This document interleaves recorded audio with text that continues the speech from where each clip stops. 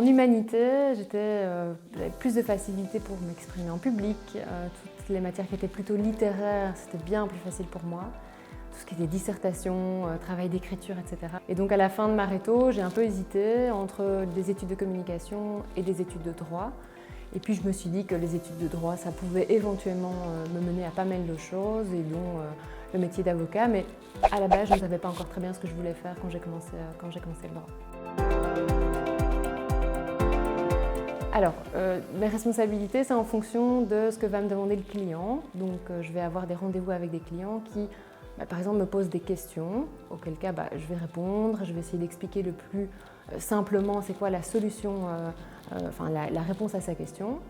Et puis après, il peut venir aussi avec un conflit. Donc, c'est me dire, par exemple, j'ai été licenciée par mon employeur, je trouve que c'est abusif.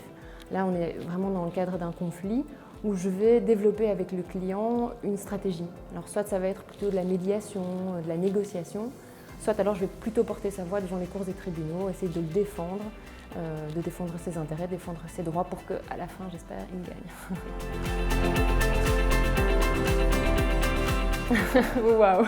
Alors, c'est pas tous les jours facile, mais ce qui me satisfait le plus, je pense, c'est le fait d'être utile, c'est d'avoir une réelle utilité, c'est de porter la voix de quelqu'un, de répondre à une question de quelqu'un.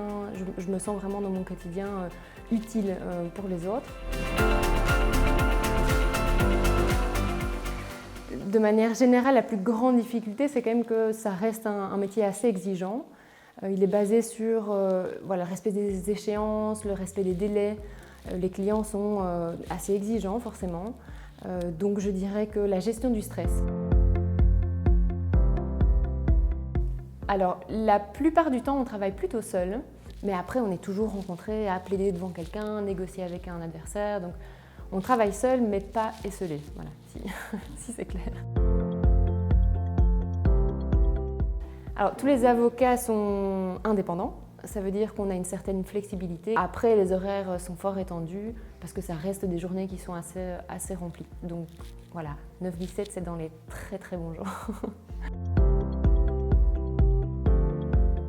Alors, je crois qu'il y a plusieurs qualités. Une qualité essentielle, je dirais, le fait d'aimer le contact. Sans ça, ça va être très difficile de faire ce métier, je pense.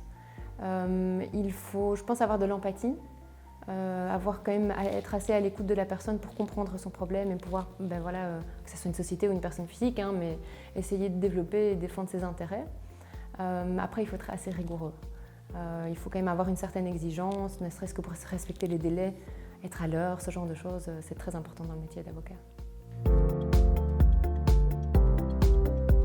Quand on fait des études de droit, forcément, là, il y a plusieurs débouchés. On peut être avocat, magistrat, on peut travailler dans la police. Donc là, il y a vraiment énormément de choses à faire après des études de droit.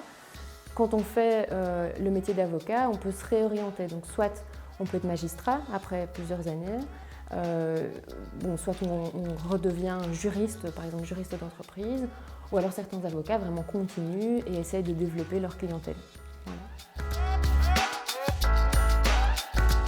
Je pense qu'il n'y a pas une anecdote, mais c'est systématiquement… Moi j'aime bien le contentieux, donc j'aime bien défendre les personnes devant les tribunaux.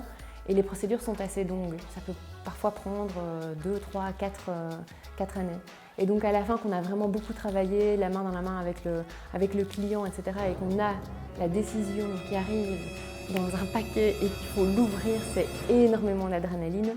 Et donc forcément, quand c'est positif, c'est vraiment la joie de faire ce métier quand on arrive véritablement à arriver à un résultat qui est super satisfaisant.